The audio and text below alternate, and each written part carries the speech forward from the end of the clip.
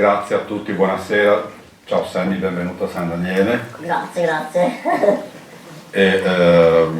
Sì, con Sammy, come ci hanno introdotto, parleremo della tua malattia e di come la stai studiando, di come stai investendo tutto te stesso nella ricerca della malattia. Devo dire che abbiamo appena passato un momento insieme anche con i tuoi genitori Laura e Amerigo e con Paolo Mocchi e devo dire che tu hai tantissimi interessi perché tu e Mocchi avete catalizzato la serata parlando di Medio Oriente, di Israele e Palestina e quindi ci avete affascinati con appunto senz'altro i vostri punti di vista. E come ti dicevo dietro le quinte cambiamo argomento, sì, dai. Parliamo d'altro. Diciamo che hai incontrato parecchie persone, e molte persone hanno imparato a conoscerti e a venire a contatto con te e a scoprire questa malattia rara che colpisce una persona ogni 4-8 milioni. Ecco, diciamo che al mondo ce ne sono 130, 140 attualmente riconosciute, poi ci sono degli stati e dei territori laddove evidentemente per arretratezza culturale e scientifica ancora non vengono scoperte. E insomma sei una star perché ti abbiamo vista, ti abbiamo conosciuto in TV da Costanzo piuttosto che dialogare con Giovanotti o Francesca Michelin. Ma diciamo che a noi interessa questa sera scoprire l'energia che tu metti nel tuo studio e nel tuo percorso. Ecco, e la ricerca diciamo che in questo è fondamentale. Tu e la tua famiglia avete fondato un'associazione che sta portando avanti questi temi e questi interessi. Ma intanto ti chiedo come stai, come va, cosa stai studiando, perché parlandone prima sei davvero pieno di interessi. Sì, beh, intanto grazie a tutti di essere qui, io sto bene, grazie. È un periodo bello intenso, appunto tantissime cose da fare, ecco, sono sempre pieno di cose da fare, cosa che ovviamente mi piace perché vuol dire che c'è tanto movimento. E attualmente sto facendo ricerca più che altro e dunque in questo senso non si smette mai di studiare quando si fa ricercatore.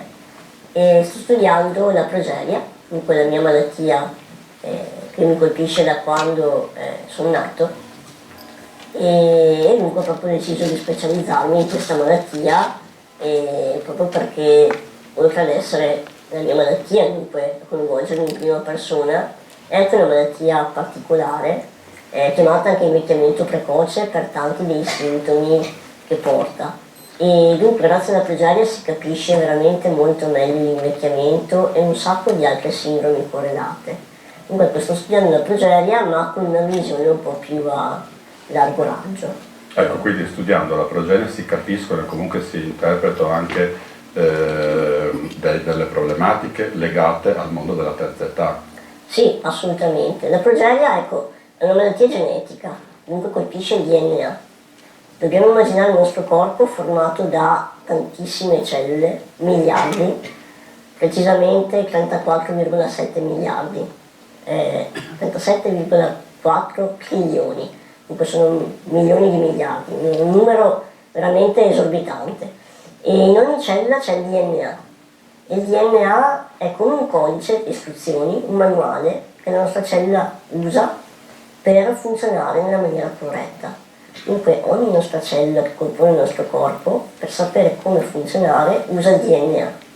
E il DNA possiamo immaginarlo come un codice di tantissime lettere, 3 miliardi 200 milioni, veramente tante, e in progeria solo una di queste è mutata.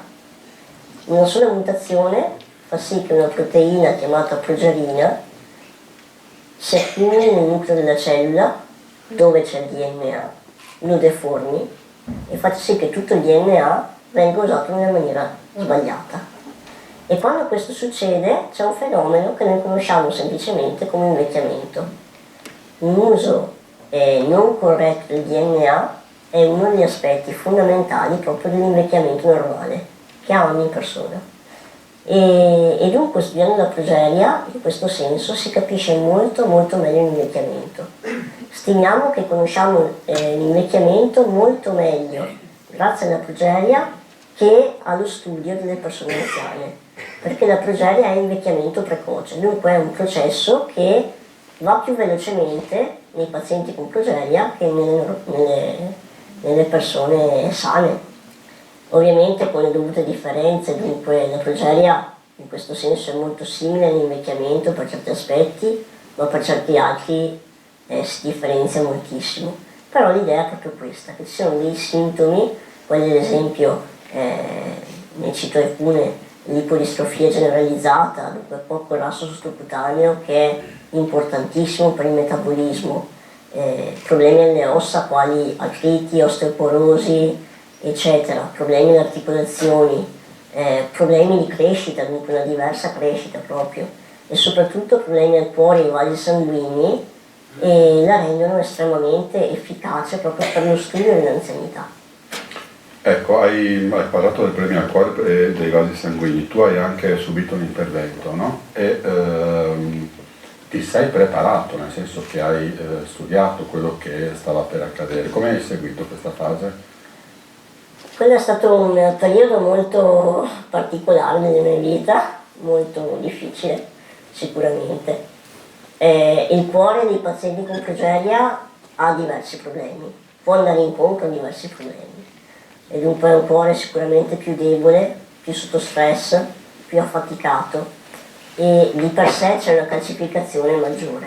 Dunque le valvole cardiache, che sono quelle valvole che permettono al sangue di fluire, si calcificano, diventano più rigide fino a non funzionare più correttamente. Quando una valvola cardiaca non funziona più, il cuore si ferma. Chiaramente quando il cuore si ferma non può esserci vita. Nel mio caso ad essere a rischio era la valvola aortica, dunque quella valvola che dal cuore porta il sangue a tutto il resto del corpo umano. La mia valvola aortica era pesantemente calcificata e insomma si è visto gli esami e mi è stato detto che non si sapeva quanto ci sarebbe voluto, potevano essere settimane, mesi, qualche anno, ma poi la mia valvola aortica si sarebbe irrigidita del tutto e dunque non avrebbe più funzionato. Col senno di poi, studiando anche altri pazienti, più che anni era questione di qualche mese. E l'unica cosa da fare era fare un intervento. All'epoca, prima che si facesse un intervento, non erano mai stati fatti interventi di questo tipo, perché intervenire in pazienti con progeria è estremamente difficile. C'è una sindrome molto molto complessa, in un corpo molto piccolo, dunque dove generalmente non vengono fatti questi tipi di interventi, e dunque presentava una serie di sfide che non erano mai state affrontate prima. Non c'era la conoscenza e non c'era la tecnologia per affrontarle. Quando mi è stato diagnosticato questo problema, invece i medici, l'equipe di Boston che mi segue, pensava di avere le conoscenze ormai abbastanza forti da poter intervenire.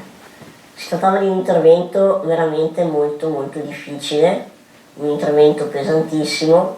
Probabilmente se avessi fatto quel tipo di intervento non ve lo starei raccontando. C'è stato un chirurgo, un cardiochirurgo qui in Italia, a Roma, il prof. Francesco Musumeci, che abbiamo conosciuto grazie ai ricercatori, e lui ha detto: ok, io penso di poterti curare facendoti un intervento molto molto più semplice. I rischi erano molti comunque, si parlava di un 50-50, un quel lancio di una moneta, testa, l'intervento va bene, croce, l'intervento non riesce, non ti risvegli. Però era sicuramente un intervento meno impattante nel fisico, con un tempo di recupero e un recupero in sé molto diverso. E lì appunto il prof. Musumeci è stato molto molto sincero, mi ha spiegato tutto quanto. Io all'epoca ero un giovane scienziato, dunque riuscivo a capire esattamente quello che mi stava dicendo. Sapevo che i rischi erano tantissimi, però era anche vero che non avevo altra possibilità. Dunque l'unica altra alternativa era aspettare e aspettare che la valvola non funzionasse più, dunque aspettare che il cuore si fermasse. Non avevo molta scelta, però sicuramente facendo la scelta del sì, faccio l'intervento, sapevo che quel giorno sarei andato sotto i ferri senza la sicurezza di svegliarmi poi. Però insomma l'ho fatto proprio perché prima di tutto era la mia unica chance sicuramente, ma poi perché sapevo che quell'intervento poteva essere uno spartiacque. Se quell'intervento riusciva, allora voleva dire che si può intervenire in pazienti con progeria che hanno questo tipo di problemi e sappiamo che i pazienti con progeria prima o dopo sviluppano questo tipo di problemi. Quindi è stata molta preparazione, molta franchezza. Il team di Boston si è confrontato con il prof. Musumeci, in cui ha dato tutti i dati necessari e il prof. Musumeci d'altro canto li ha convinti che quella era la strada giusta. Mi ricordo sempre che ci hanno chiamato da Boston e ci hanno detto l'ultima cosa che ci aspettavamo di sentire da un'equipe americana, cioè se devi farti operare va da lui. Di solito gli americani dicono sempre no, noi siamo i migliori, non c'è discussione. Invece si sono resi conto che quella era la strada giusta e dunque tramite un'incisione nel costato mi è stata sostituita la valvola aortica a cuore battente ed è stato particolare. Capivo tutto, ero consapevole, ero anche molto tranquillo, stavo facendo l'unica cosa che potevo fare. Poi quando mi sono risvegliato ho visto l'infermiera, gli ho detto sei un angelo? No, sono un'infermiera, ah ottimo, allora sono via.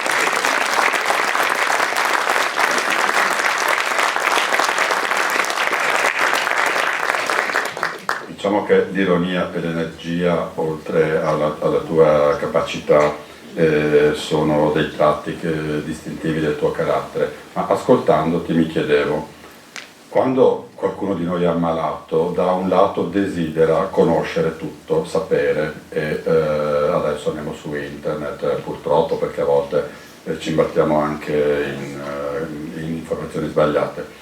E dall'altro lato non vuole saperne nulla perché dire no, preferisco non sapere. Ecco, una persona come te che sa, che studia, che investe conoscenza nella sua malattia, come fa anche a proteggersi? È interessante.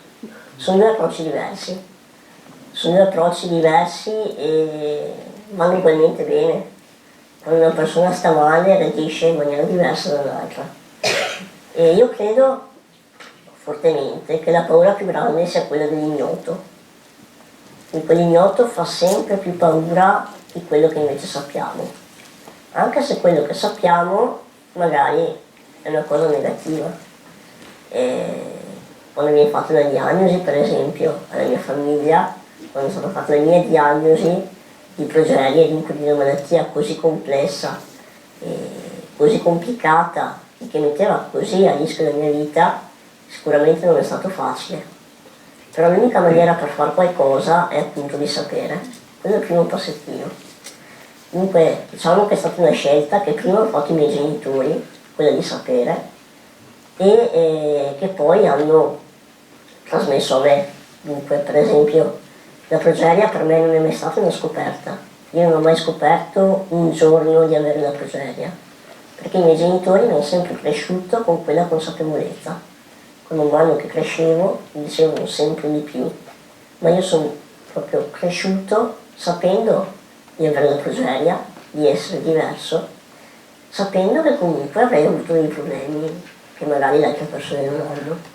Questo mi ha permesso di crescere però in maniera più serena, dunque di non avere, come dire, quell'attimo di epifania in cui ti crolla il mondo addosso.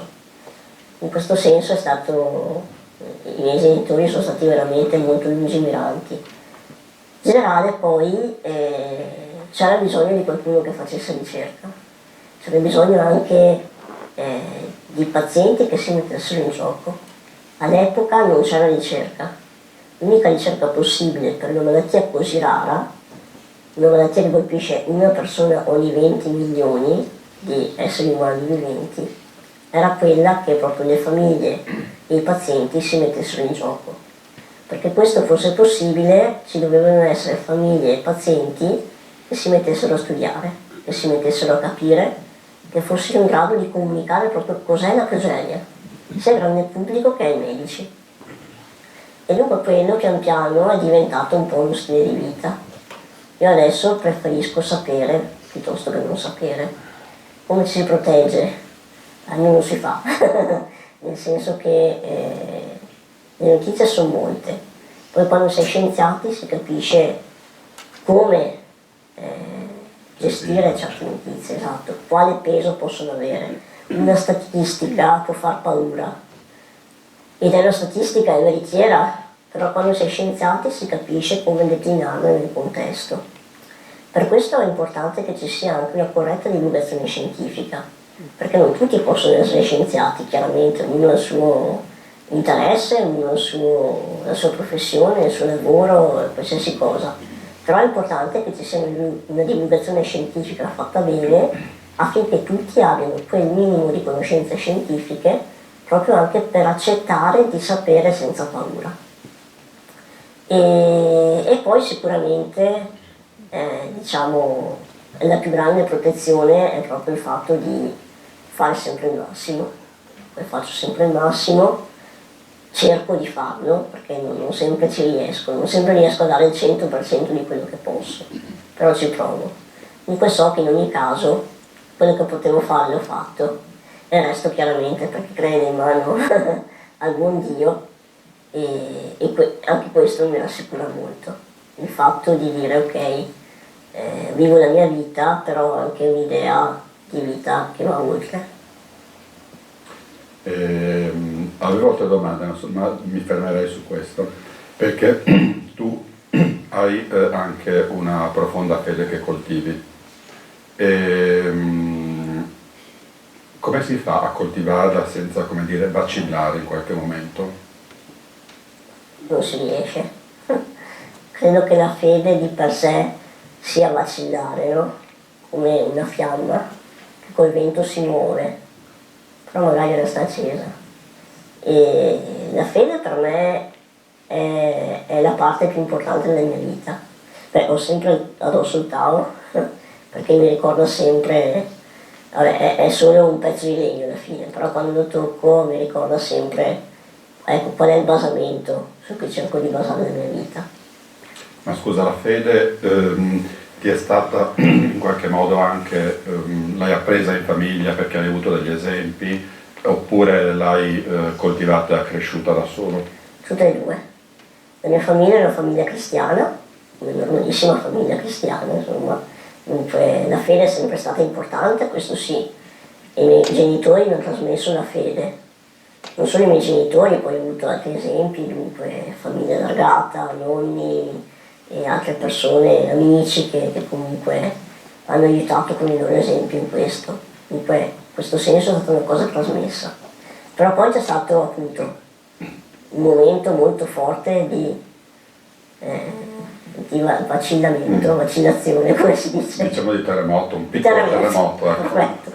C'è stato un momento di terremoto molto forte, quando avevo più o meno 12 anni, e in quel periodo mi sono sottoposto al primo clinical trial, dunque la prima sperimentazione clinica, in cui dei farmaci venivano testati su dei pazienti con progeria.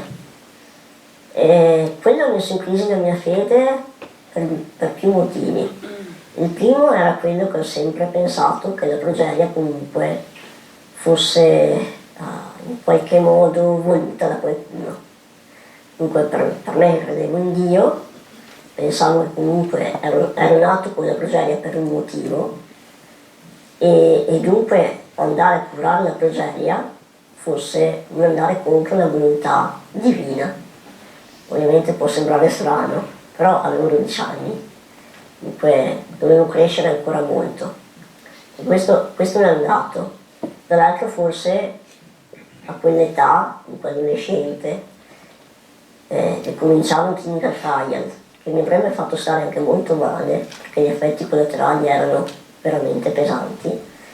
Ecco, questo ha fatto sì che mettessi in dubbio proprio tutta la mia vita, la fede in primis. Dunque ho riconsiderato tutto quello che pensavo di sapere, tutto quello che provavo, e per un anno e mezzo avrei anche potuto definirmi ateo. Non riuscivo a sentire niente. Però era una parte importante della mia vita, dunque mancava qualcosa. Sentivo proprio che non ero completo, ci stavo veramente molto male.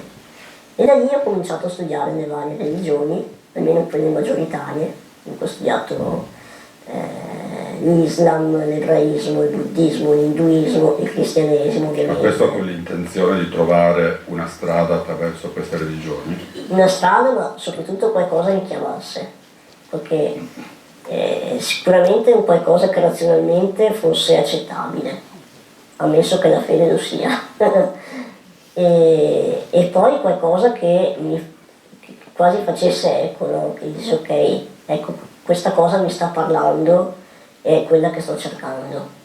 E dunque ho studiato molto e poi ho capito che il cristianesimo era la mia fede, più che il cristianesimo, Cristo, e dunque ho ricominciato a credere. Ho ricominciato a sentire qualcosa, e da lì è cominciato anche un altro percorso, che è quello della fede un po' più autonoma, un po' più snegata da quella, come dire, quella quale cresci, Certo. che però comunque ha quel filo rosso che unisce le due cose. Comunque mi è stata trasmessa, però poi l'ho anche scelta. E da lì poi è cambiato tutto. Però continuo ancora a studiare le altre religioni. Continui ancora? Sì, sì, sì, non perché abbia... Sì. I dubbi ci sono sempre perché è giusto. Credo che la fede presupponga anche dei dubbi. Però mi piace studiare le altre religioni perché comunque sono qualcosa in cui le altre persone credono e dunque ci permettono di capire meglio magari Di conoscere, il certo, gli diverso, altri. la persona che magari viene da fuori, che non riusciamo a capire subito. E poi anche perché comunque le altre religioni mi hanno fatto capire meglio tanti aspetti della mia. Questi sono i passi, non so, della Bhagavad Gita, testo sacro induista, che mi hanno fatto capire meglio dei passi del Vangelo, per esempio. Ma scusa, hai usato un verbo adesso, chiama, no? Chiamare. L'hai usato anche prima, mentre stavamo chiacchierando a cena per Gerusalemme, dice sì, è un posto che chiama. Ecco, è una tua forte volontà di visitare, insomma, quando ci sarà il momento più tranquillo. Ecco. Ma chiama, che cosa lo senti? Senti dentro di te l'esigenza di andare, per esempio, in questo caso, in quei posti per visitarli? E te lo chiedo perché un'altra cosa che hai detto è che la Bibbia non manca mai. Sì, chiama, Gerusalemme chiama sulla Terra Santa, infatti è da lì che poi è nato il discorso prima della certo. cena, no? Anche in questo momento il Medio Oriente è molto caldo, dunque sì, ci sono anche varie posizioni, chiaramente il tutto è molto complicato, veramente molto complicato, però chiama proprio perché quelli sono i luoghi che appunto hanno a che fare con l'origine della fede. Per me chiamano come se fosse casa, anche se non li ho mai visti, è un po' assurdo. Però appunto sono i luoghi in cui ha camminato Cristo, ha predicato i profeti, e dunque vorrei vederli proprio, rendermi conto di sì, come potevano essere allora. Però anche magari vedere quella coesistenza molto difficile, che a volte non è più coesistenza ma è distruzione, ma in cui comunque c'è sempre qualcuno che ci prova, che dice ok, al di là dell'odio, al di là delle uccisioni a vicenda, al di là di tutto quanto, c'è qualcuno da una parte e dall'altra che comunque cerca di convivere. E alla fine è alla base di quello che insegna ogni fede. Il fatto di dire ok, siamo magari di idee diverse, abbiamo idee su Dio diverse, Però fondamentalmente se siamo credenti crediamo tutti che siamo figli suoi e dunque diventa indicibile pensare di fare del male a qualcun altro, anche se è di un popolo diverso, di una fede diversa, di uno schieramento diverso. Poi con tutte le contraddizioni, perché... Certo, insomma, il nemico in generale. E tornando alla Bibbia, è un testo che tu consulti spesso? Sì. Sì. Sì. La Bibbia è sempre lì nel banco di lavoro, ecco. Vabbè, io lavoro da casa, dunque sono al computer, faccio le mie analisi, analizzo dati, esperimenti, eccetera, eccetera, però c'è sempre la Bibbia lì. È un testo che consulto spesso per diversi motivi. Primo, sono un appassionato di storia, dunque la Bibbia un po' è un libro storico, parla di una storia e ha molti dati a disposizione, dunque mi piace anche solo per questo. Poi è un libro che è scritto in un lasso di tempo molto ampio, in cui comunque la gente ci ha messo dei valori, c'è tanta umanità dentro, c'è tanta umanità, tanti valori, tanti dubbi, tante domande, qualche risposta ma tante domande.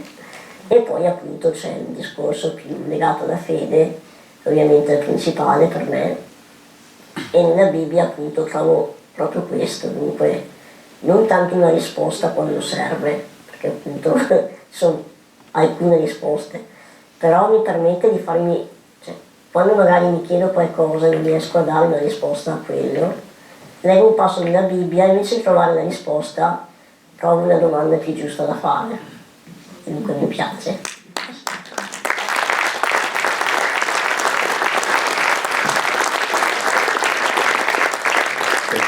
Torniamo al tuo lavoro di ricerca, ma l'acronimo SEMI-SEC, che cosa vuol dire? La SEMI-SEC. La SEMI-SEC è una tecnica di sequenziamento del DNA, o meglio, è una robaccia, precipitazione del DNA. In poche parole il DNA... Sì, che possano capirla.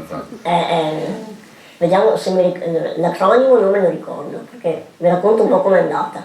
Questa ricercatrice ha inventato questa tecnica. Sequenza l'analysis ecco. of macromolecole. Perfetto. Praticamente questo Sono soddisfatto, ti ho aiutato, sono proprio... ma ci ha messo 3 giorni la ricercatrice a trovarlo, perché voleva dare il mio nome a questo metodo, perché siamo molto amici, e non riusciva a trovare le parole giuste che contenessero l'acronimo SAMI. Dunque ci ha messo un sacco solo per trovare il nome. E è una tecnica molto interessante, è una tecnica di precipitazione del DNA, praticamente in poche parole. Questo manuale, che è il DNA, è diversamente accessibile. Sono le parti molto facili da leggere per la cellula e le parti più difficili, ed è normale che sia così, perché quelle più facili sono quelle che vengono usate più di frequente. Quelle più difficili sono magari quelle utilizzate nei momenti di difficoltà oppure quando la cellula deve rispondere a certi stimoli molto rari. E in progeria cosa succede? Queste parti sono un po' invertite, dunque sono le parti molto facili da leggere che invece dovrebbero essere difficili, e viceversa, sono le parti difficili che invece diventano molto facili. Questo fa sì che la cellula usi questo manuale in maniera diversa da come dovrebbe. Questa tecnica è appunto una tecnica che ci permette di capire quali parti sono facili e quali difficili da utilizzare per le cellule. Dunque noi magari guardiamo delle cellule normali e abbiamo dei risultati. Guardiamo delle cellule con progeria e abbiamo altri risultati. Guardiamo le cellule di un'altra malattia e abbiamo altri risultati ancora. Però appunto ci ha messo un sacco a fare questa tecnica e poi un sacco a trovare il nome giusto. Beh, l'ha trovato, no? L'ha trovato. L'ha trovato. Questo è l'importante. Abbiamo parlato di ricerca scientifica. Se a queste parole noi aggiungiamo un'altra parola, etica, ricerca scientifica e etica, come sono interconnesse tra loro? Sono inscindibili. La ricerca scientifica si fa con etica, dunque ogni ricercatore, ogni scienziato, che sia definito tale proprio, deve seguire un'etica. Dunque, ad esempio, in laboratorio si fanno gli esperimenti con determinate regole di sicurezza, sicuramente di buona ricerca scientifica per avere i risultati migliori, ma si fa anche con un'etica, dunque come vengono utilizzate determinate cose, come vengono utilizzate per esempio le cellule dei pazienti, come vengono utilizzati i dati, come viene fatta la ricerca sugli animali. Quando si parla di ricerca sugli animali si pensa sempre a questi laboratori in cui si torturano gli animali con chissà quali esperimenti. In realtà i laboratori seri, in tutti i laboratori di ricerca a cui si fa riferimento, la ricerca sugli animali ha delle leggi, delle regole stringenti in maniera veramente forte. Dunque gli animali devono essere trattati con etica, con umanità, non devono soffrire, insomma sono tutte delle regole giuste che si devono seguire. E dunque diciamo la ricerca scientifica ha fondamentalmente due etiche. La prima è come ricaviamo i dati, dunque come si fa la ricerca scientifica, tutte queste cose che abbiamo appena detto. L'altra branca è come utilizzo i dati che raccolgo. La scienza ha questa cosa di molto bella e che forse fa un po' paura. Non dice mai se una cosa è giusta o è sbagliata. Si dice solo si può fare o non si può fare.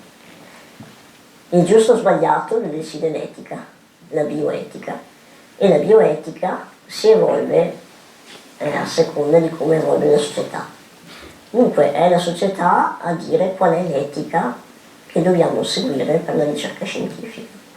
È la società che ci dice quali paletti dobbiamo osservare, fin dove possiamo spingerci. E dunque è un tema che riguarda tutti quanti. Adesso ad esempio uno dei miei ambiti di ricerca è l'ingegneria genetica applicata alla progeria. Quando si parla di ingegneria genetica è tutto molto complicato. Prima di tutto perché è un campo estremamente nuovo, dunque non c'è ancora un'etica scritta. L'ingegneria genetica riesce a manipolare il DNA.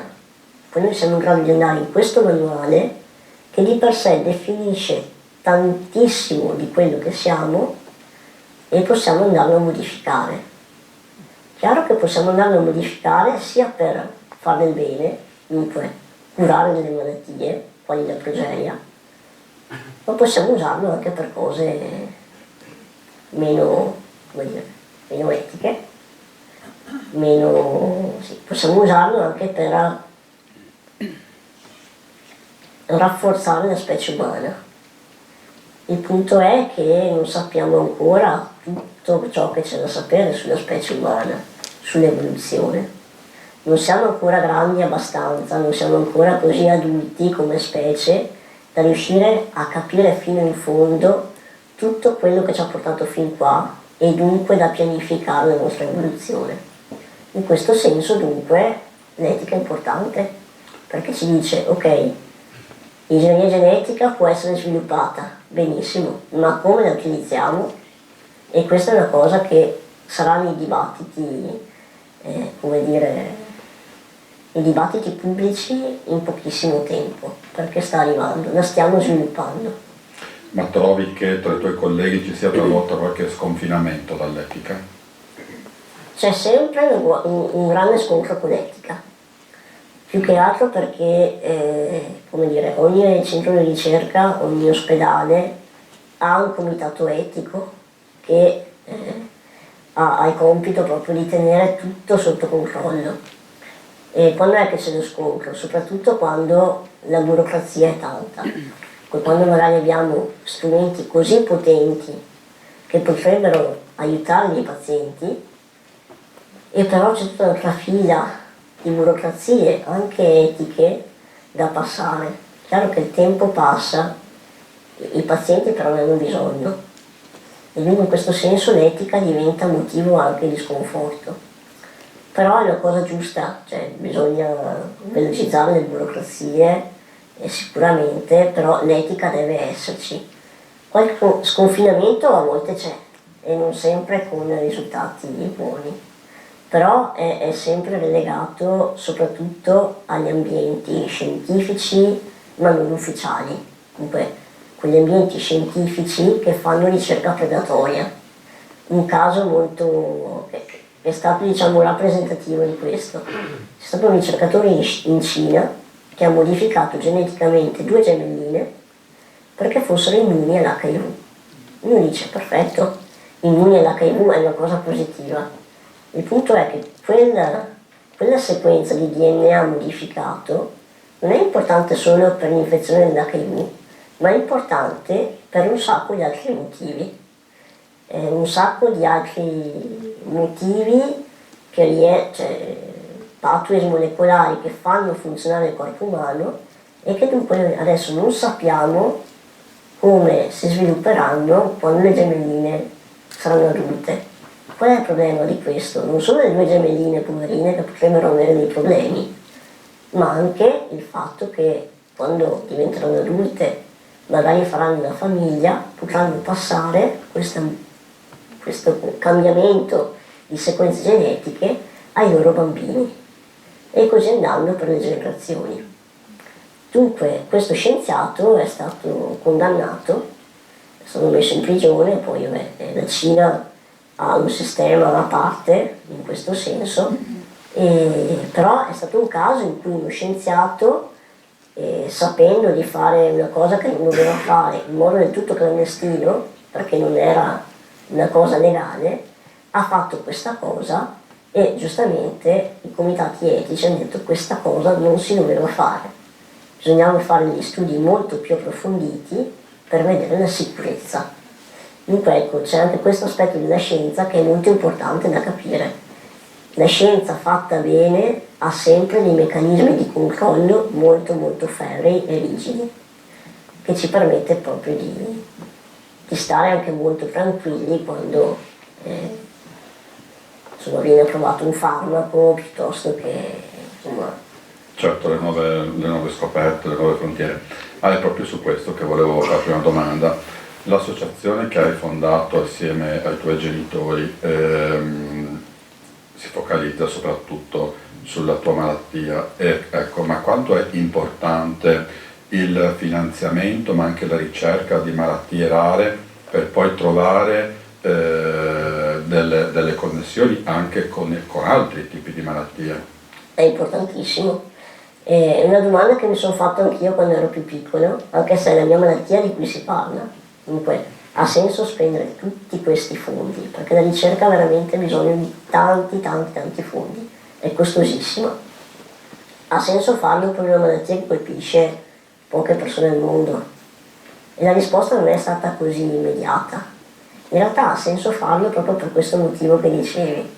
Cioè, studiare la progeria non è studiare 140 casi, è studiare il corpo umano, è capire l'invecchiamento, è capire le problematiche cardiache, è un far andare avanti la tecnologia, ad esempio, negli interventi cardiochirurgici, cioè quell'intervento che è stato fatto a me e che è stato poi applicato a altre 5 persone, hanno aperto un nuovo modo di vedere gli interventi chirurgici in persone molto giovani o con la stazza di bambini, dunque nei bambini stessi. A volte troviamo cose che non ci aspettavamo di trovare, dunque studiamo una malattia e troviamo una soluzione per altre.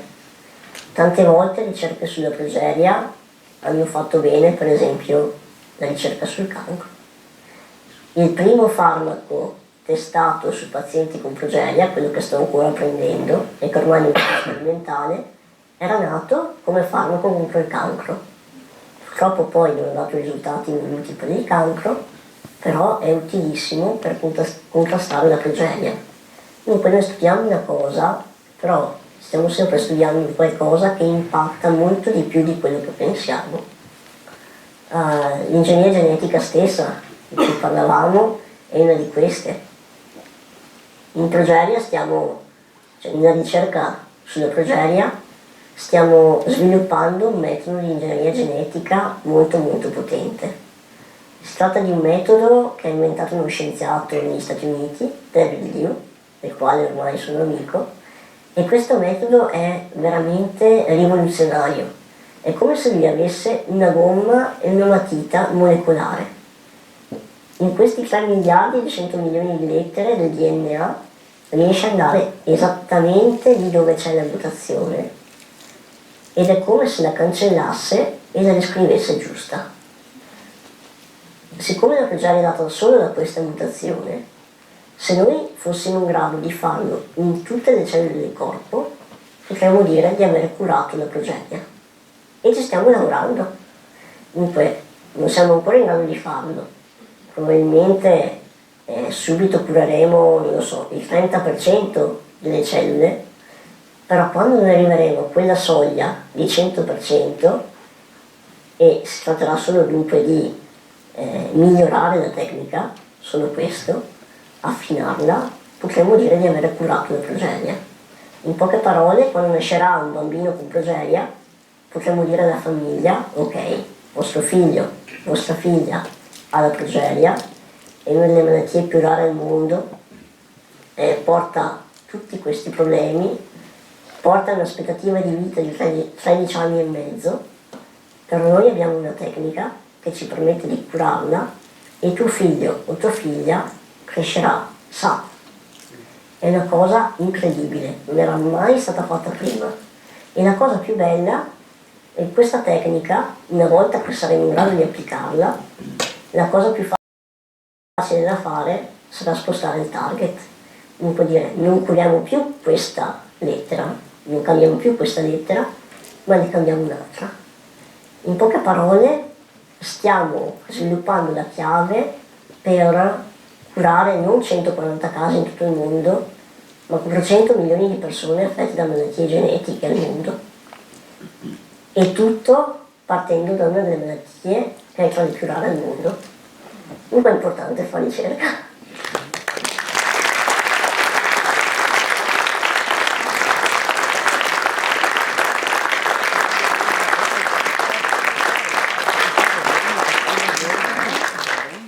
Allora, hai accennato ai passi avanti nelle cure,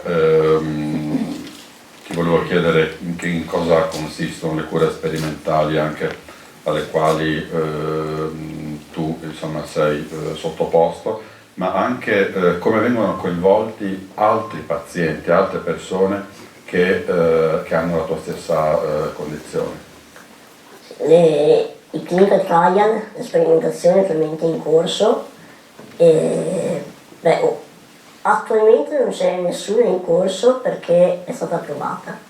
Dunque, la prima sperimentazione con questo farmaco che era stato creato per il cancro, sì, nel 2020 è stato approvato in America, nel 2022 in Europa. Dunque, dal 2007, dunque dopo 13 anni, è stato approvato come farmaco contro la progeria. Un grande aiuto, non una cura, però un grande aiuto, questo sì. E questo è stato il primo farmaco che è stato testato. Poi ce ne sono stati altri 2 che non hanno avuto gli effetti sperati, dunque sono stati poi tralasciati. Adesso ne stiamo creando un altro che è stato disegnato appositamente per andare a colpire quella proteina aberrante che in progeria fa tutti questi danni.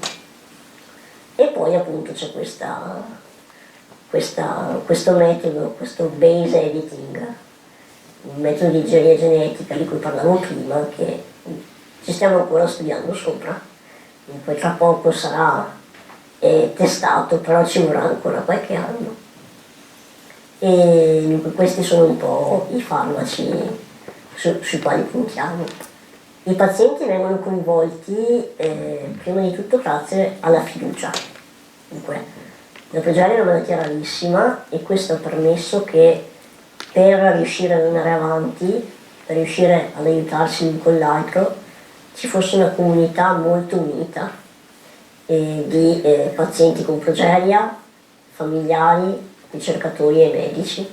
Dunque bene o male tutti conoscono un po' tutti, siamo veramente una rete molto forte e che viene da ogni paese. Dunque la cosa bella è proprio vedere anche che non c'è più quella divisione di nazionalità, siamo tutti con idee molto diverse, provenienti da culture molto diverse, però tutti sulla stessa barca e dunque alla fine ci si accetta tutti quanti e si combatte tutti assieme proprio. Questo fa sì che quando ci sono delle sperimentazioni nuove ci sia anche una facilità nella trasmissione dell'informazione.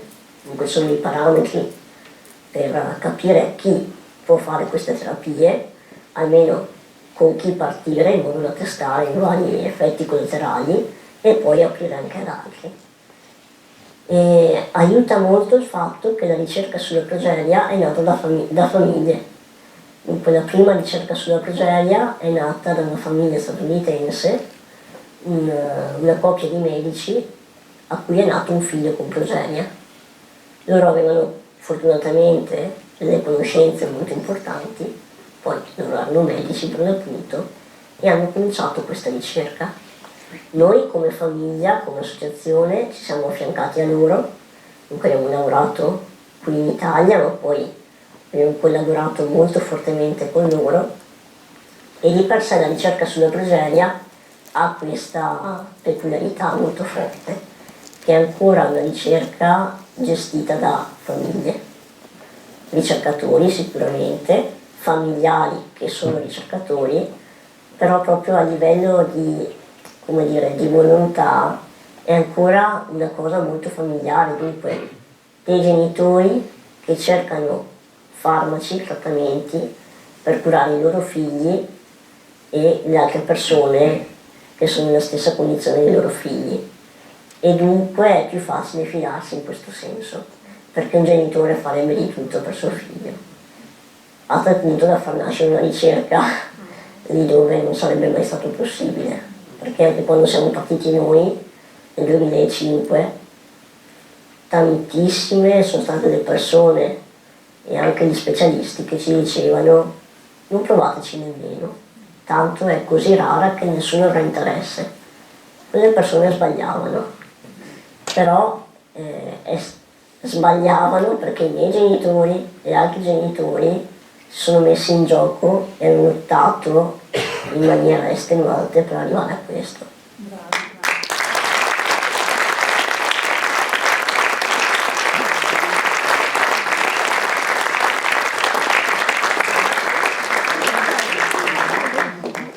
In parte hai già risposto, ma e devo dire che hai usato parole davvero che hanno fatto partire l'applauso, ecco, ma a Laura e a Amerigo quanto devi? Tanto, tantissimo. I miei genitori per l'appunto sono loro che hanno avuto la diagnosi, sono loro che hanno visto il loro mondo crollare addosso e dunque a loro devo tutto perché comunque hanno saputo reagire e mi hanno cresciuto come una persona normalissima, dunque senza, sì, nei limiti del possibile, perché chiaramente la malattia c'è e ho bisogno di aiuto, non sono autosufficiente, non sono indipendente, però da quando ero bambino loro hanno voluto crescermi proprio come una persona, come tutte proprio, dunque a scuola fare lo stesso percorso di tutti quanti, avere le regole che magari hanno ogni bambino, ha ogni bambino e dunque loro veramente hanno combattuto le mie battaglie quando io non potevo farlo, però mi hanno anche insegnato a combattere adesso che posso. Dunque è da loro che ho imparato a non accontentarmi mai, a pormi obiettivi sempre molto alti, a lottare per quello in cui credo, al fatto di non arrendermi quando magari tutto sembra troppo impossibile o troppo duro da fare. Se ne vale la pena va fatto, perché la vita è una sola e questo sicuramente me l'hanno insegnato loro, ma mi hanno anche insegnato proprio a vivere seguendo questa idea. E dunque devo tantissimo, poi facciamo un sacco di cose insieme anche oggi, dunque sono qui e facciamo veramente tante cose insieme.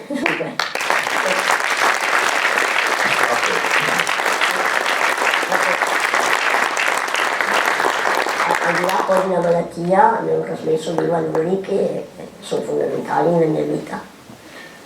Sicuramente anche se hai questa grande curiosità, desiderio di conoscenza, eccetera, sono sicuramente spinte che nascono anche in famiglia. Prima parlando con la tua mamma, mi diceva che quando andate in giro è per un museo, un museo dove basta magari 2 ore, così tu ci stai una giornata intera. Sì. Ti soffermi sui particolari. Sì. Sono ossessivo compulsivo, in maniera pesante. Cioè sei pignolo, entri nei dettagli, vuoi leggere tutto, vedere, sei sempre stato così anche a scuola? Dipende dalle materie. Sì, Quali le preferite? Fisica, matematica e scienze, però anche, non l'avrei mai ammesso, però anche la filosofia mi piaceva. E la storia tantissimo, proprio. Poi ad esempio altre materie che adesso mi mancano, perché ad esempio il latino mi manca, però diciamo che la mia professoressa mi diceva, sai, il latino è una lingua morta, tu sei il becchino. Tirano fuori degli strafalcioni assurdi. Però in compenso sono quello che in musei corregge le etichette. Addirittura? È successo. È successo. Questa è la gioia di... Sì, no, la gioia sicuramente. Senti, tu sai quanti follower hai sui social? Mi manca il dato. Io credo circa su 50.000 su Instagram e forse altrettanti o un po' di più su Facebook, anzi su Facebook sicuramente molti di più. Ecco, ma allora quanto è importante per esempio l'utilizzo anche dei social per veicolare informazioni importanti e non sciocchezze come vediamo sempre, come per esempio nel caso della tua malattia, della scienza, della ricerca? È importantissimo perché nei social ormai c'è un altro mondo, si chiamano social proprio per questo, no? Perché sono sociali e tante persone sono nei social, si confrontano con i social. Questo è comunque molto difficile, perché comunque nei social tutti quanti possono scrivere qualsiasi cosa.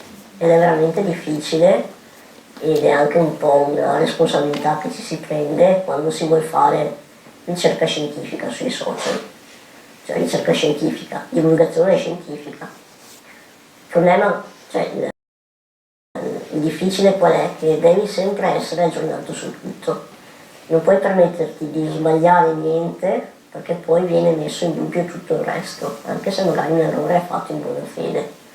E dunque sì, è difficile, bisogna essere molto preparati sicuramente, in questo senso anche dei buoni amici che mi aiutano e dunque cerchiamo di fare contenuti interessanti.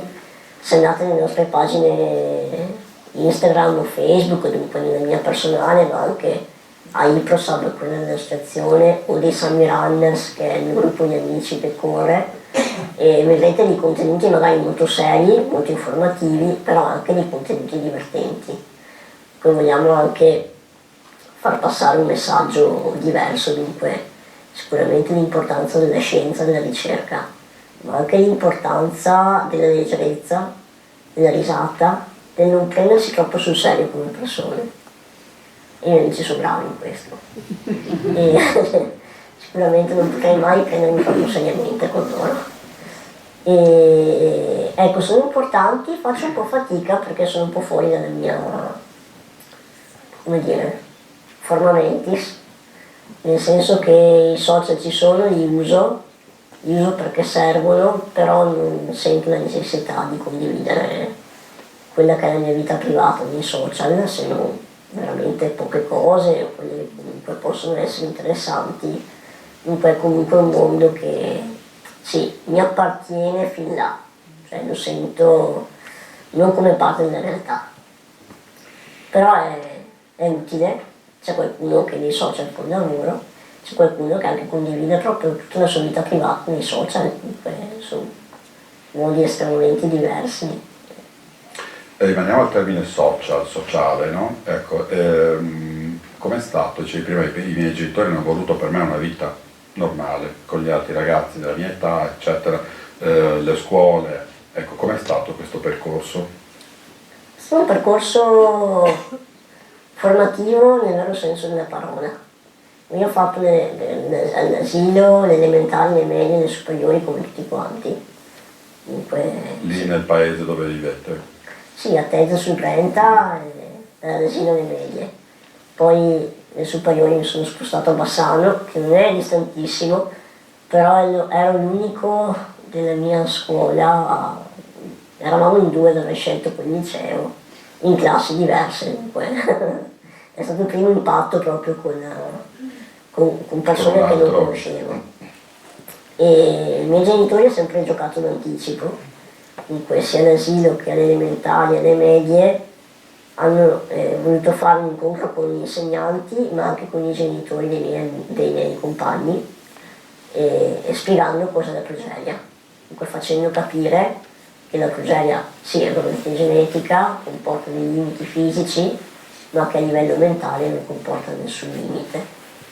E dunque hanno sempre giocato un po' proprio d'anticipo, rispondendo magari a domande che sarebbero arrivate e dunque permettendo proprio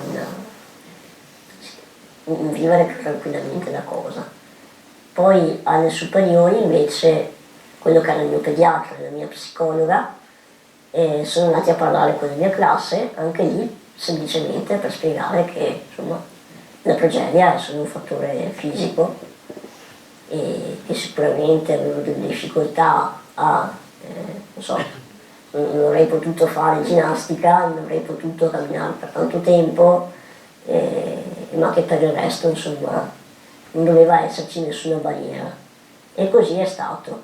Dunque, anche al liceo, quindi dove c'è stato questo cambiamento forte per me, e non in un momento facile della mia vita, perché appunto stavo facendo delle sperimentazioni che all'epoca mi davano veramente tanti effetti collaterali.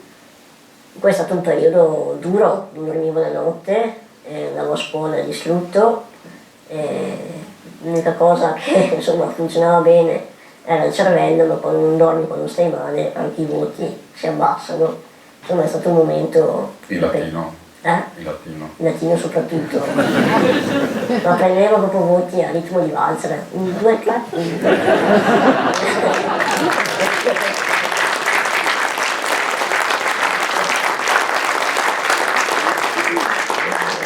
Ecco, per fortuna non si andava sotto lo zero. Però sono stati anni veramente molto... sì, li ricordo come anni che li ho formato. Alla fine, come tutti quanti, ero in classe con delle persone che non avevo scelto per almeno 5 ore al giorno, 6 giorni a settimana, e si doveva convivere.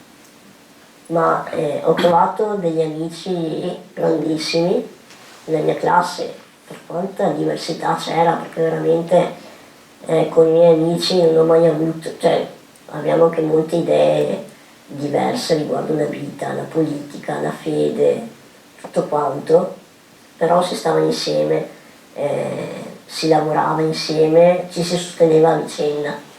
C'è stato uno scambio molto molto forte. Ecco, a distanza di anni i miei professori dicono ok, tu sei stato fondamentale per far capire ai tuoi compagni che le differenze esistono e che le debolezze esistono. Probabilmente i miei compagni avevano di fronte la debolezza fisica che non posso nascondere perché insomma si vede, e dunque capivano che va bene anche essere imperfetti. D'altro canto io, che non posso nascondere le mie debolezze fisiche, ho sempre, come dire, ho sempre avuto questa tendenza di nascondere le mie debolezze interne. E invece con i miei amici, con la mia classe, sono riuscito ad accettare anche questo e dunque a dire ok, è normale a volte essere fragili, è normale a volte cadere, è normale dire non ce la faccio più, però si va avanti. E dunque c'è stato uno scambio molto molto forte. ed è stato bello, dunque.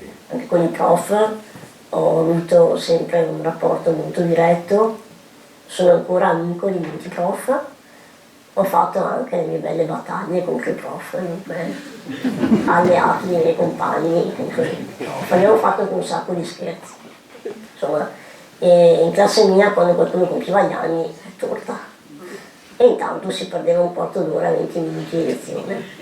Solo che c'era gente che ha cominciato a compiere gli anni 6-7 volte l'anno. Il prof magari il primo, ok, il secondo non so ricordano, ma il terzo invece non ricordo. Però abbiamo inscenato la morte di Cesare di marzo, dunque tutti in toga, con la corona d'oro, abbiamo inscenato la morte di Giulio Cesare, citando il Giulio Cesare di Shakespeare. La prof di latino che era, l'abbiamo trovata in terza, che era un po' rigida. In quinta gli abbiamo fatto sta scena e ha preso il cellulare, ci ha filmato, l'ha messo via e ha cominciato a fare lezione, è proprio cambiata. Senti, ma tu hai un amico del cuore, chi è?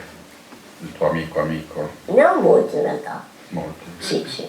C'è Riccardo, che è, insomma, è come se è quasi un fratello, è il mio braccio destro proprio, e viceversa. È a scuola con te, Riccardo? Sì, poi è venuto in viaggio, abbiamo fatto la Route 66 insieme, però adesso ho veramente tanti amici diversi che proprio sono parte integrante della mia quotidianità, dunque amici senza i quali non potrei stare, sono proprio parte della mia famiglia e ci sentiamo sempre, ci vediamo ogni fine settimana, ci divertiamo insieme, diciamo anche tante stronzate, ma facciamo anche tanti progetti proprio, non è solo divertirsi, ma ci piace far cose insieme che abbiano anche un impatto. Sì, sì. Ci racconti del viaggio che hai accennato, com'è stato questo viaggio? Poi hai scritto anche un libro, oltre ad aver fatto un docu su questo viaggio. Sì. Sì, bevi perché parli molto, quindi è giusto che tu Ossessivo compulsivo, no? Il viaggio negli Stati Uniti, nella Route 66, è stato fantastico. La route è una strada che parte da Chicago e arriva a Santa Monica, dunque attraversa gli Stati Uniti da est a ovest ed è una strada avventurosa. Io ne avevo sentito parlare da piccolino e avevo questo sogno, ok, un giorno la farò, però di quei sogni che vabbè sì, la farò, così. E poi grazie a un amico, regista, al quale National Geographic aveva chiesto i miei contatti per fare un piccolo report, e ho detto ok, io vi do i contatti di Sammy, voi fateli fare la Route 66. Loro hanno preso due piccioni con una fava e ho detto andiamo.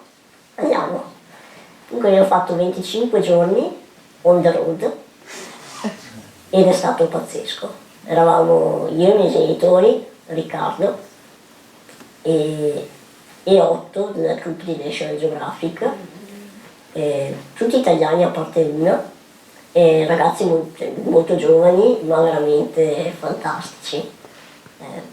Sono diventati subito parte integrante del viaggio, non solo perché l'hanno ripreso, ma anche perché proprio ci siamo legati fin da subito e non è così facile, perché quando hai 10 ore al giorno, i microfoni sempre accesi e le telecamere sempre puntate, può essere un inferno. Invece loro avevano questa capacità di renderlo molto spontaneo, facevano apposta a farci ridere e poi tutto era molto naturale, proprio così come veniva. Ed è stato bellissimo perché abbiamo scelto di fare questo viaggio a contatto con le persone. Dunque, sicuramente abbiamo visto posti bellissimi dalle città, dunque Chicago, St. Louis, Flagstaff, Albuquerque, Las Vegas, Los Angeles, dunque bei posti, il deserto che è stupendo, la Monument Valley, il Grand Canyon, tutto bellissimo, però abbiamo conosciuto anche proprio persone fantastiche. Abbiamo conosciuto per esempio gli Amish, che sono questa popolazione che si dice rifiutino la tecnologia, in realtà la usano meno possibile, dunque è come tornare 200-300 anni indietro, ma loro hanno un contatto con la natura molto molto profondo e dunque c'è stato anche uno scambio molto forte di visioni, di esperienze di vita. Siamo andati con i bikers che si fanno la Route 66 avanti e indietro, siamo andati con gli indiani in America, dunque in uno dei posti più belli al mondo, la Monument Valley, che è nel deserto, queste classiche rocce del Far West, no? E siamo arrivati che siamo stati fortunatissimi, l'unico giorno di pioggia all'anno l'abbiamo beccato noi. Però quando è andata via la pioggia abbiamo visto la Monument Valley con 2 arcobaleni che si incrociavano, fantastico, e lì la nostra guida Navajo che ci ha fatto vedere proprio tutta la Monument Valley per come la vedono loro, mi hanno detto ok, da adesso il tuo nome in Navajo è Cha-Nagai, che significa persona che ha ancora molta strada da fare, e quando in Navajo ti danno un nome sei un po' parte del film. Poi sono partito italiano e sono tornato a casa anche in Navajo. Ed è stato veramente bellissimo, poi anche loro con una spiritualità molto profonda. Pensavo di trovare delle persone ostili, alla fine l'uomo bianco li ha distrutti, veramente li ha ridotti alla miseria, eppure lui diceva queste cose qui sono successe al tempo dei nostri nonni. Adesso siamo tutti parte dello stesso paese, in quel caso, dello stesso mondo, dobbiamo andare avanti tutti insieme. Poi veramente molto molto bello. Alla fine del viaggio abbiamo conosciuto Matt Groening, creatore dei Simpson, e per me i Simpson sono sacri. La mia mezz'ora quotidiana di Simpson è come il pranzo, cioè non può mancare. Non si può saltare. No. E poi abbiamo conosciuto James Cameron, per esempio, che è il regista di Avatar, Titanic, Alien, Terminator, tutti quei film magnifici. E anche lì abbiamo visto i suoi studios, insomma è stata una roba fantastica. Poi c'è stato un momento stupendo perché quasi alla fine della route, quando si è verso il deserto, se si fa una piccolissima deviazione di 400 km, si arriva a Roswell. Roswell è questa cittadina in mezzo al deserto, brutta, perché non ha niente, cioè è proprio, arrivi là e c'è niente intorno, e non c'è niente a Roswell, se non che nel 1947 è caduto un UFO, un UFO proprio inteso come oggetto volante non identificato. Teorie ufficiali dicono fosse una sonda meteorologica, però poi è arrivato l'FBI, la CIA, l'esercito, eccetera, nasce il mito degli alieni schiantati a Roswell. Roswell cresce con questo mito, diventa capitale dell'ufologia mondiale, fatto sta che c'è gente che va ancora in giro col cappello in carta stagnola per non farsi leggere i pensieri. Allora, tanti mi dicono che assomiglia a un alieno. Ora vi chiedo, assomiglia a un alieno? Sì o no? Bravi, sì, è la risposta giusta. E dunque sono andato a Roswell a fare l'alieno, con gli occhiali proprio da alieno, ed era bellissimo vedere la reazione delle persone, che rischiava di fare incidenti, tanto che mi guardava in strada. E poi a Roswell c'è il più grande museo degli alieni al mondo, che ovviamente essendo un museo sugli alieni non ha niente, ha qualche foto, qualche ricostruzione, ma di per sé, ed è stato bellissimo andare lì, ovviamente scegliendo il linguaggio alieno per eccellenza, il Veneto.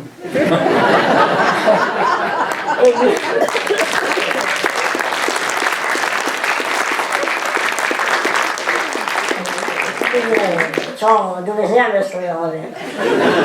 Ho perso le chiavi, e dopo vedi subito quelli che ci credono, quando andiamo lì dicevo, noi siamo già in mezzo a voi, così. E ad esempio nel museo c'erano delle statue in legno, i classici alieni dei film, così, con tanti in testa, consegnati. E dopo in italiano passo su tutte le scene, perché abbiamo sempre questo senso della legalità, no? Ci portiamo appresso, in ogni dove. Facciamo di conoscere, sì. E mi sono messo anch'io. Quindi ha capito che da lì che non eri un alieno. Ha capito che eri italiano e non alieno quando sei quando bravissimo. E mi sono messo anch'io. Arriva una signora di una certa età, guarda me, guarda gli alieni, guarda me, le statue, io la saluto. E si gira a chiamare la sua amica, io sono scappato, e lei quando si è rigirata ha cominciato. C'era un alieno lì, e lei dice, ma no, c'è un alieno lì, ma no, è suggestione, ma no, c'è un alieno lì. Ha un sacco di visitatori in più quel museo.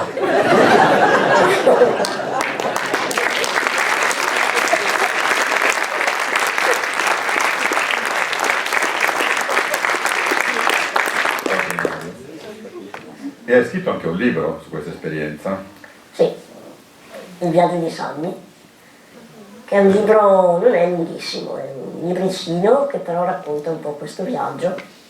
In realtà è un po' una scusa per raccontare altro, un po', per me il viaggio è sempre stato un po' una metafora di vita, no?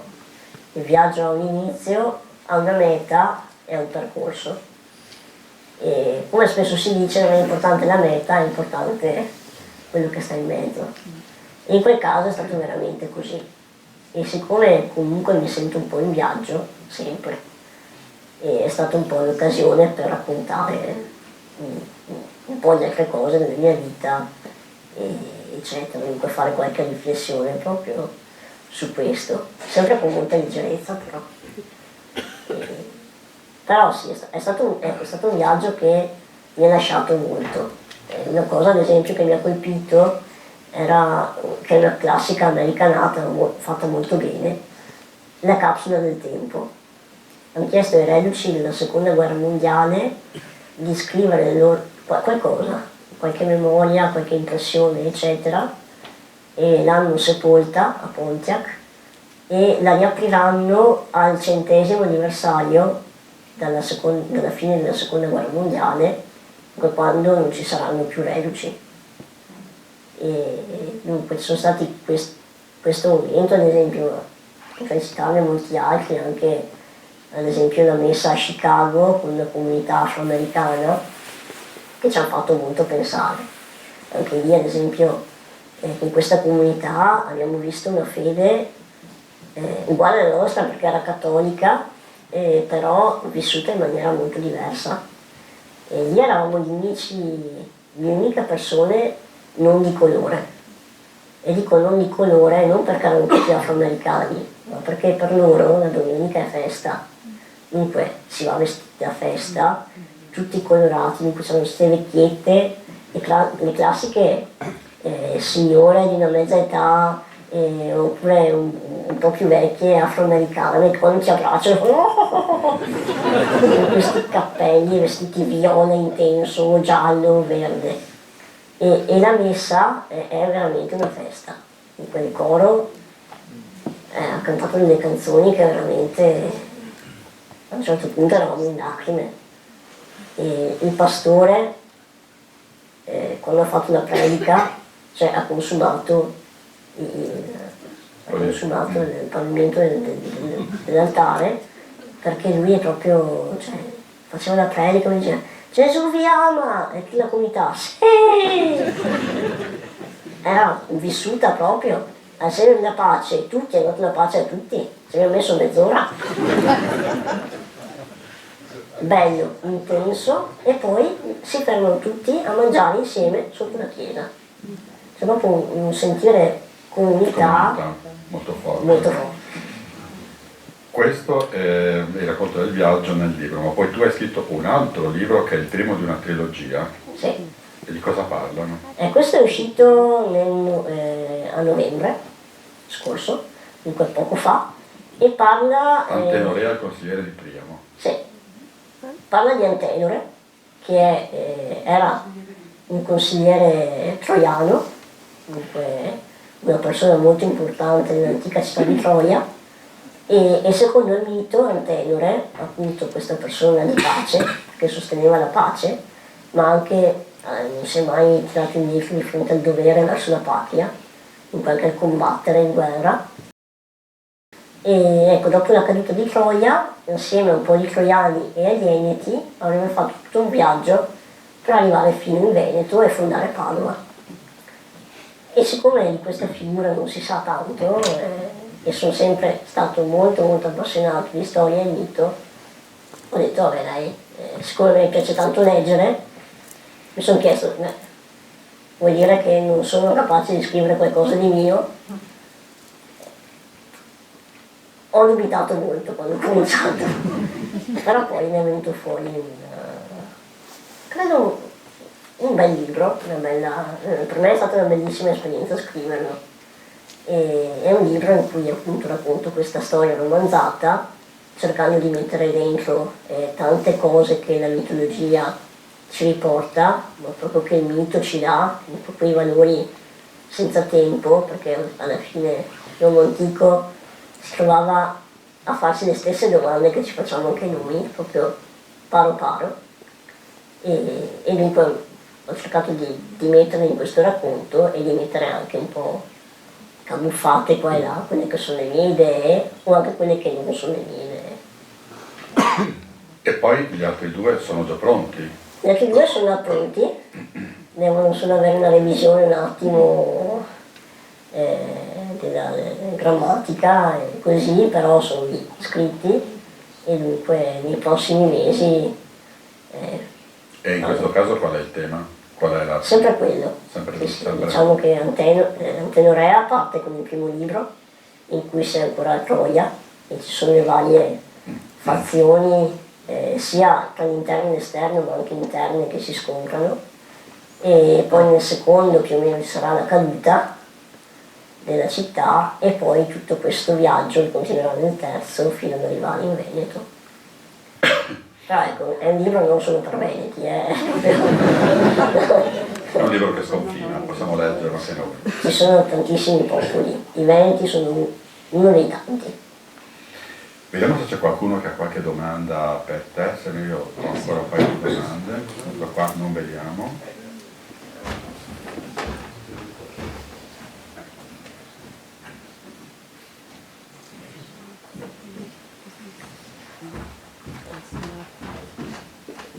Che musica ascolti? Ecco, il signore ci porta coraggio, che musica ascolti?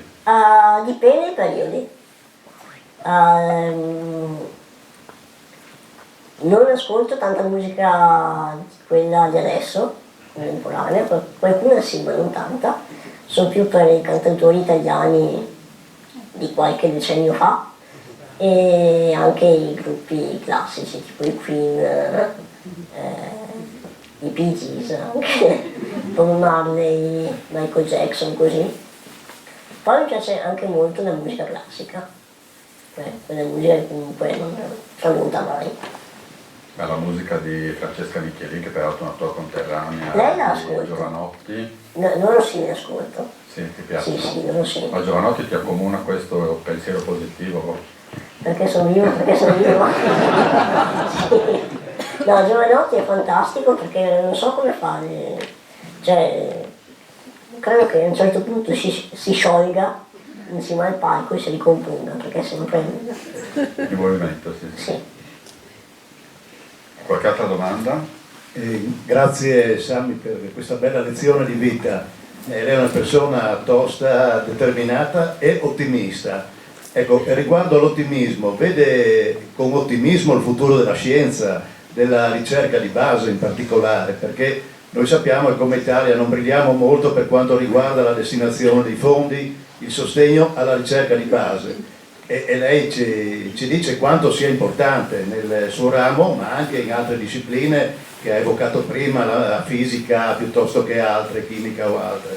Ecco, pensa che si faccia abbastanza, che ci sia la possibilità in futuro di incrementare i contributi e le risorse da destinare a questo tipo di ricerca, perché noi vediamo anche i ragazzi, ho un caso in famiglia, si laureano brillantemente in università buone, riconosciute e valide anche all'estero, Trieste, Padova piuttosto che altre, poi nel loro percorso per far curriculum, per professionalizzarsi, vanno all'estero, però là ci rimangono perché c'è un certo dinamismo e soprattutto c'è l'intervento dello Stato che sostiene la ricerca di base, che può dare come non può dare nell'immediato risultato, però è un investimento che va fatto. È ottimista riguardo a questo? Ci può essere in futuro una miglior destinazione di risorse? Grazie. Bella domanda. Sono ottimista ma perché devo esserlo, nel senso che spero sempre che si faccia qualcosa in più. L'Italia ha questo grandissimo paradosso, come dicevi, mi permetto di darti il tu. Grazie. E ha questo grande paradosso che appunto forma benissimo, perché i ricercatori italiani, oltre alla classica, insomma, il classico stereotipo italiano di pensare fuori dagli schemi, che è uno stereotipo, è vero, e dunque a volte c'è quel quid in più, però l'Italia forma veramente molto molto molto bene. Poi però non facciamo fruttare quello che insegniamo, dunque magari investiamo tantissimi fondi nella formazione che poi non ci ritornano in termini di ricerca. Dunque io spero che ci sia di più, appunto bisogna, ed è quello che un po' stiamo cercando di far capire anche noi ai nostri politici, bisogna investire proprio pensando a lungo termine. Il problema grandissimo dell'Italia è che quando la politica investe nella ricerca si aspetta risultati subito, perché possono essere risultati da sventolare alle prossime elezioni. Questo in altri paesi, gli Stati Uniti per esempio, che sono quelli che conosco di più, non succede, loro investono sapendo che non sarà nei prossimi 5 anni che si vede il risultato, ma nei prossimi 10, nei prossimi 15, sapendo che per ogni ricerca che va bene ce ne sono 10 che non producono risultato, ma è fisiologico che sia così. E spero, ecco, c'è un impegno per far cambiare. Credo che anche stiano nascendo molti nuovi scienziati, ricercatori, che proveranno a fare andare meglio le cose, e sia a livello divulgativo che di ricerca, e magari persone che si mettono in gioco proprio per parlare con le altre sfere e scardinare un po' questo. Sarà difficilissimo, questo sì, però io continuo a sperarci e spero anche che ci sia un po' un ritorno, cioè quelle menti che vanno all'estero dopo aver fatto una buona dose di esperienza, magari che rientrino e facciano e diano frutto anche qui. Chiaro che finché trovano condizioni favorevoli, più favorevoli all'estero, non si può pretendere che ritrovino. E dunque ecco, è importante la pressione sociale in questo senso, dunque il far capire sempre di più che la popolazione ha sete di ricerca, che vogliamo fare ricerca scientifica, anche perché è proprio uno dei motori del progresso del paese. E dunque abbiamo tutti quanti un ruolo fondamentale in questo. Sono ottimista, dai, ci scommetto,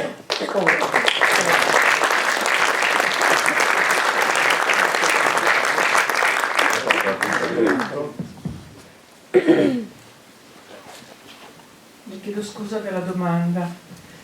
Visto le sue conoscenze sulle varie religioni, visto che lei è uno scienziato, che pensiero ha sul fine vita questo dibattito politico che si continua a fare? È un dibattito importantissimo, prima di tutto perché riguarda persone. In realtà non sono un esperto proprio in questo senso, e dunque parlo proprio per quel poco che so e magari per quello che penso. Dunque prendetela un po' con le pinze. E credo ci sia un grande dibattito che vada proprio affrontato per quello che è, in quel fatto che è difficile che ci sia una norma che regoli ogni situazione. Dunque che è importante che ci siano delle norme per lasciare la scelta, perché alla fine ogni persona ha diritto di scegliere, e che però poi sia bene chiaro il fatto che poi deve essere declinato. Ogni situazione ha le sue esigenze, ogni persona ha delle sofferenze diverse, ogni persona ha anche magari un'affinità diversa per certe cose. Ecco, quello che secondo me bisognerebbe fare è prima di tutto mettere nelle condizioni tutte le persone che ne abbiano bisogno di non arrivare a fare determinate scelte, ossia se c'è la possibilità di essere seguiti e dunque anche magari con malattie molto debilitanti, malattie magari terminali, che ci siano le condizioni per vivere bene fino all'ultimo, è bene che ci siano queste condizioni. Questa secondo me è la prima cosa da mettere in conto, proprio il favorire, ecco, la dignità del malato. Poi chiaramente il fine vita proprio credo sia sempre inteso come accompagnamento. Quando una persona è veramente stanca e la sofferenza è troppa, quando sente che la sua vita non è più la vita che come dire, è sopportabile vivere, allora credo sia giusto anche, ovviamente mettendo insieme molte sfaccettature, capire qual è il modo migliore per accompagnarlo prima di tutto una scelta e poi anche per accompagnarlo in quello che è l'ultimo passo di una vita. Noi credo che si faccia sempre l'errore di considerare la morte come contraria alla vita. In realtà la morte è l'ultimo passo della vita. Nel momento in cui riusciamo a comprendere che la morte va vissuta con dignità, allora magari il dibattito si può fare più interessante e più libero anche. Ci sono moltissime persone che lavorano in questo. Il mio ex medico di base, che adesso è in pensione per esempio, si occupa proprio di queste problematiche, e sono problematiche molto serie che troppo spesso diventano campo di scontro politico. Però è un peccato perché è uno scontro fatto sulla pelle delle persone. Grazie.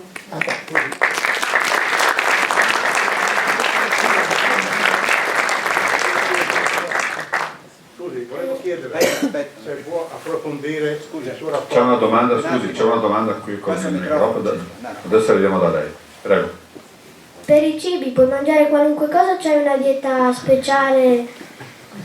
Allora, sì, io faccio 2 diete, perché con una mangiavo troppo poco. Ok, battutaccia. No, io mangio di tutto, anzi non si direbbe perché peso 20 kg, ma sono un gran mangione. Quindi mi piace proprio mangiare bene. Ha mangiato il prosciutto di San Daniele, prima e anche il frigo con la polenta. Fantastico. Veramente. Ecco, e se mi chiedi qual è il mio cibo preferito, farei tanta fatica a risponderti. Le lasagne.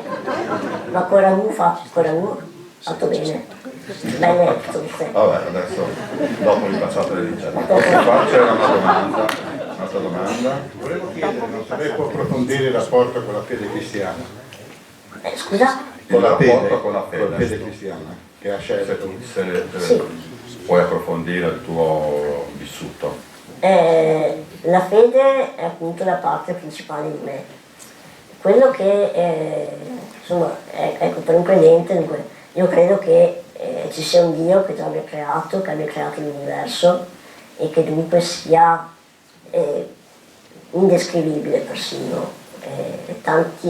Mi viene chiesto come faccio a credere in una malattia così rara. Per me non c'è problema proprio perché Dio è veramente al di là di tutto questo e mi ha dato molto di più di quello che una malattia può portare via. Dunque mi ha dato una terra su cui vivere, una famiglia, degli amici, una missione e dunque è molto di più di quello che veramente una malattia può portare via. E credo poi che sia un Dio che ci dia a tutti quanti un compito e che dunque tutti siamo nati per qualcosa, che tutto avrà un senso. Poi questo è proprio Dio in generale. E il Dio cristiano per me è un Dio molto molto, come dire, personale, molto umano, ecco. Spesso un fedele, anzi i fedeli dovrebbero tendere ad assomigliare a Dio, no? Nella fede cristiana Dio ci ha reso le cose facili calandosi lui nella nostra parte, dunque facendosi uomo. C'è chi dice che il santo si è fatto carne perché la carne diventasse santa, perché potessimo anche noi dire ok, allora si può fare. Alla fine Gesù nella sua vita, oltre a lasciare un messaggio che secondo me è un messaggio attualissimo, che diamo per scontato, ma che se tutti quanti mettessimo in pratica sarebbe un mondo sicuramente migliore. Gesù però, sebbene io lo creda a Dio, ha passato tutte le tappe normali umane. Cioè il primo miracolo che ha fatto Gesù è stato quello di trasformare l'acqua in vino. Ora, in Veneto, e credo anche qui in Friuli, uno così non avremmo mai crocifisso. Però c'è da pensare, cioè, a me ha fatto sempre pensare che questo primo miracolo fosse un miracolo per fare festa. Cioè, era un Dio che dava importanza al divertimento, non era un Dio serioso, perché tutto è, no, questo è proibito, questo non è. Era un Dio che si godeva la vita, si godeva gli amici, godeva della risata, della leggerezza. Però è anche un Dio che poi ha vissuto tutte quelle cose che magari ci fanno sentire fragili. Mi ha sempre fatto pensare il fatto che Gesù piangesse nella tomba di Lazzaro. Cioè lui che è Dio e che dunque sa che tutti alla fine resuscitiamo, tutto va a finire bene, piange perché un suo amico muore. Tanto sa che alla fine va a finire bene, no? Cosa piange a fare? Però probabilmente lui si era calato talmente tanto nella nostra umanità che semplicemente piangeva perché il suo amico non c'era più.